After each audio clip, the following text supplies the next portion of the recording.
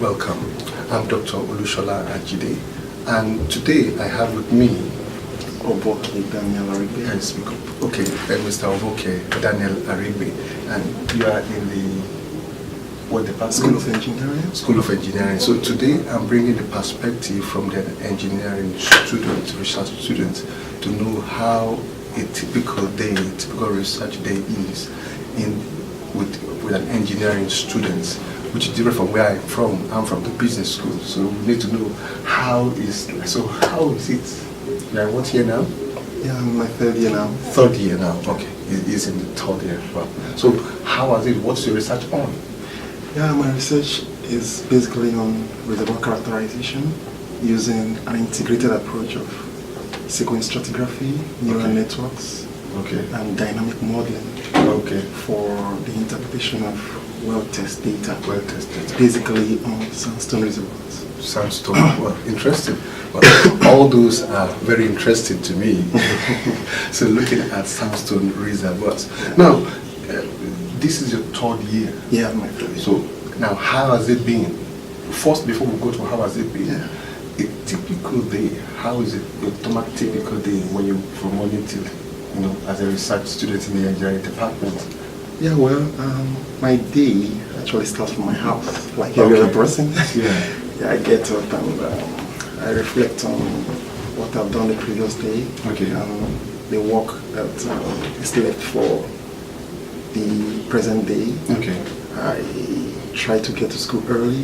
Most times I get to school by 9 a.m. in the morning. After which my routine is that I say my prayers and when I'm a Christian. So, after which I check my mails to see if my supervisor has left anything or any other person. He encouraged me to do that when I actually came because I was initially guilty of all that, and he told me that's what I should do, and I think it's a good practice because sometimes he leaves some messages which on what to do. After which I get on it, I get to work, and subsequently I take breaks in between, just walk around, cool off, maybe have one or two chats with fellow PhD students to know where they are, what I can learn from them. Yeah, and get back to my desk and be on at it again. Interesting. So sometimes I leave by 5, sometimes depending on the amount of work left to be done, I leave later 10 o'clock. Later in the day. Now, in recounting your daily routine, now, some key things for me are standing out, which I think other PhD students might be able to find. Now, it all number one, which I think it all depends on how you work on it. In one of my videos, I mentioned the fact that checking emails actually could be a drag. So in some other persons, they might not want to check the email first because they might keep responding to the email and time is going. That is if someone is somebody who is very agile in the morning. So they want to use the morning first and foremost to do the work before they now check the email later. But you see, so it depends on understanding yourself and being able. But before that, one of the key things like which you have mentioned is this issue of planning. You know, you've scheduled how your work is, you know what you did yesterday, and you carry that forward to know what you're going to do today. So it's important for PhD students, and which I also did, the issue of your proper management and proper segmentation, if I may use the word, of your project, and to know, okay, is it your discussion chapter, is it your methodology chapter, is it your literature review, is it your theoretical framework, to know, okay, where have I reached and what's next to do and how to move forward. So the issue of proper planning and arrangement and allotment of your is important. Secondly, from the point what you have mentioned, which I think is a very valid point, is also the issue of communication, checking communication with supervisors. Some students might not be abreast of what's the communication between themselves and their supervisor. So it's important that PhD students also check constantly, know that there's a communication, follow up with communication with supervisor, and not just to go off and begin to do whatever it is. There's that constant follow up on supervisor, which I think also is extremely important. Now, thirdly, from the point you have made is the issue of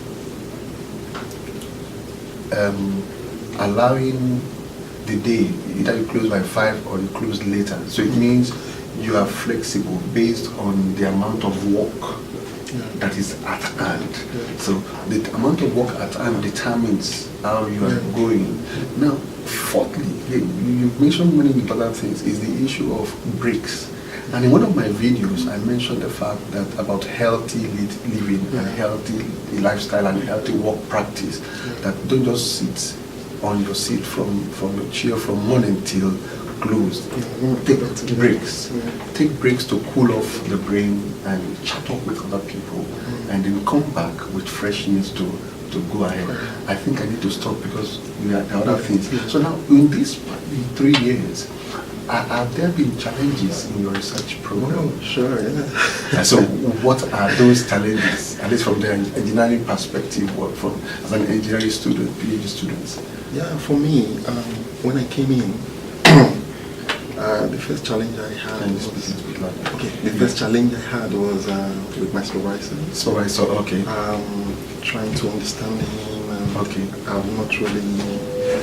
I mean, no two persons are the same. So we try to see how he does his things, how he likes his report to be written, and things like that. Because I've had when I was in my master's, my supervisor is kind of similar to him. He's that kind of person that's meticulous, read between lines and everything.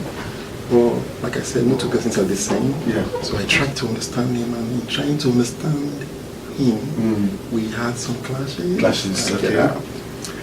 But with time, we tried to settle down, and I kind of understood how he likes his things to be done. I tried to align myself to that, and he understood me as well. And another challenge I had, speaking from an engineering point of view, because my work doesn't really involve experiments. So I rely on data. I rely on well-known data, core data, well-tested data from industry. So getting those data was kind of challenging at first.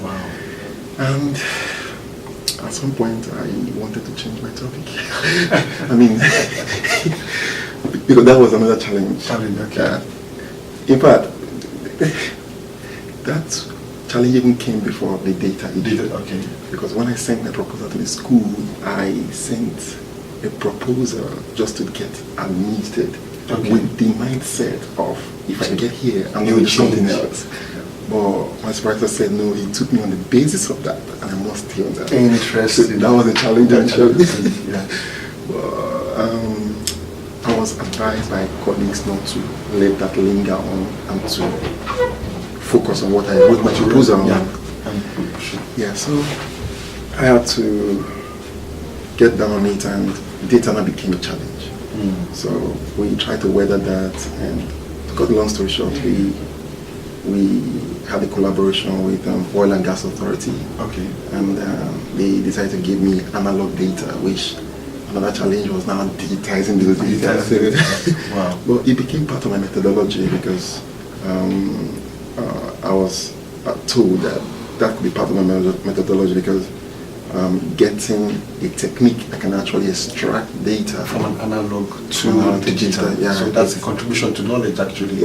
It's part of the methodology, not in itself a contribution, though. Well, depends on how we want to look at it. So I learned different ways of doing that, and better ways of doing it to scale and everything. So I have a database of those data, which is now what I used in developing some models. Irreducible water saturation, but you're not in engineering.